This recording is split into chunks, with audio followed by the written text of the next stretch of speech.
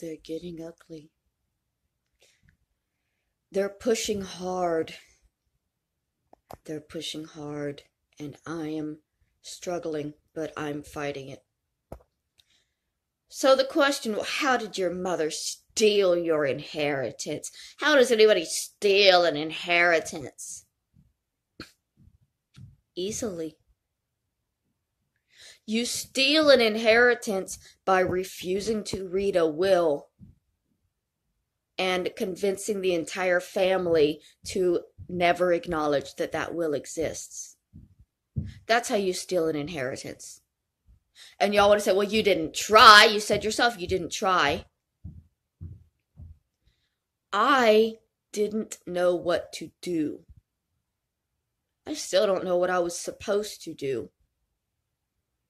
The instructions I was given, the exact instructions that I was given from Kathy regarding the inheritance or any of it, what she told me exactly was, there is no will, you have been left nothing.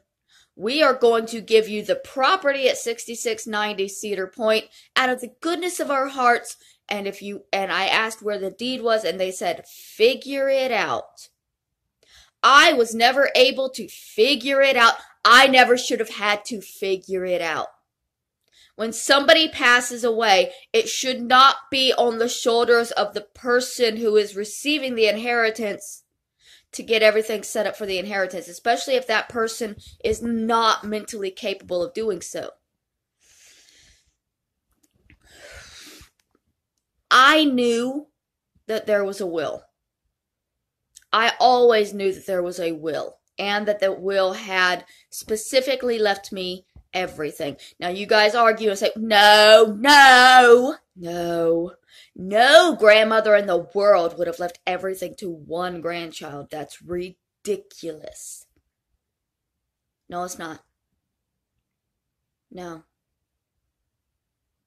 You don't know our family. Why would my grandmother have left everything to me if she had so many children and grandchildren and all of this big, loving, caring family? Why would she specifically write in the will to leave everything to one person? Could it be because she knew that that person wasn't capable of taking care of themselves and that the rest of the family would abandon them? That's what she put in the will. Y'all want to keep saying that will didn't exist, but when my grandmother passed, just after, I received a message from my niece, Tammy, from Jennifer, my older sister. She's going to be doing the interview. You can ask her yourself about it. The message forwarded to me told me not to worry, that everything was going to be okay. There was a will that specifically stated everything was left to me. There was a lawyer that knew that my grandmother had intended to leave everything to me. It was set. It had been for a long time. And in the letter from my sister, sent by my niece, she said,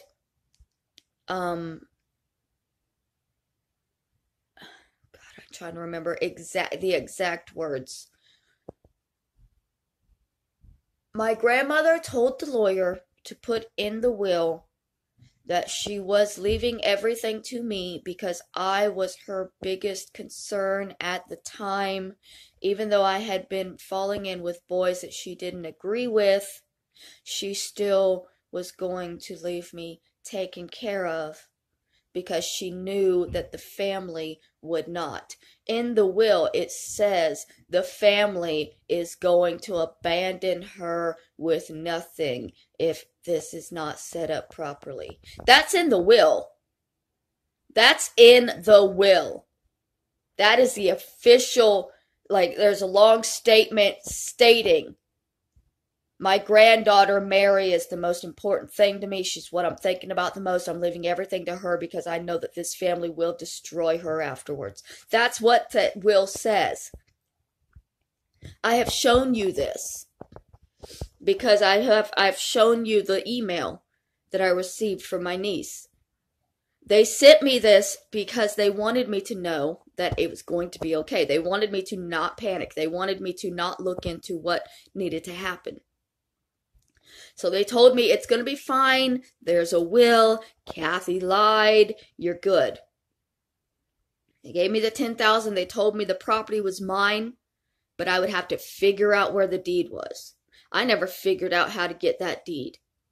I never figured out what to do with the will because Kathy says, well, there's no will. It doesn't exist. And everybody else now is saying, see, if you had tried harder, if you had done this, if you had done that, if you had paid this. No. No, a will should not be contingent upon whether the person inheriting it can afford to do the will reading. A family that makes a will contingent on whether somebody can afford a will reading is a disgusting family. Absolutely disgusting. Most families don't have to pay $10,000 to get a copy of a will. They just have it. Because that's how normal families work.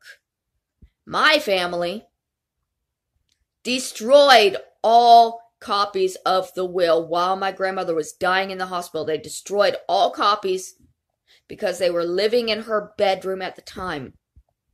They even went to this fucking safe deposit box and took the copy out of there. They then told me that it didn't exist, that I had been left nothing and there was nothing I could do about it. When the reality was, there was a will, and if I had known how to force probate on it, I could have had it read. Instead, I sat around living and waiting for them to do their job, which was to read the will. I was waiting for them to do what they were supposed to do. There was an executor of the estate, my Aunt Catherine. She was supposed to make sure everything went the way my grandmother wanted it to. She didn't do that because Kathy took over and fucked everything all up. And everybody wants to, you're lying, that doesn't happen. It does. Alright? So y'all want to talk to my sisters? Fine. Here's some questions. Questions for my sisters while y'all are doing these interviews. Ask my little sister why she reported our father for sexual abuse in high school. She dropped the case, but ask her why she did it. Maybe she'll be honest. No, she won't. She's denied everything for so fucking long. She's not going to be honest. Ask my older sister why that letter was sent to me. Ask my older sister why she needed me to believe that I was going to be taken care of when she knew that the family was working behind the scenes to fuck me over.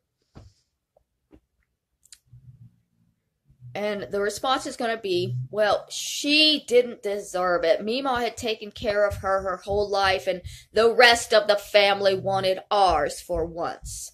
It wasn't Meemaw's choice anymore. She was dead, and the family was going to take what they deserved. They deserved it because they were her children. That's what everybody's saying when you're saying that, well, grandchildren don't even get an inheritance. They do if the will specifies that it all goes to one person. And it did. The will specified everything went to me. The only reason I wound up homeless was because my family destroyed the will and refused to do a reading. They refused to acknowledge my grandmother's wishes. But so many of you are angry at me because I'm not crying over my mother's death. I'm not going to cry when anybody in my family dies.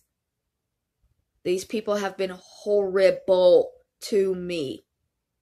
They do not love me. They do not care about me.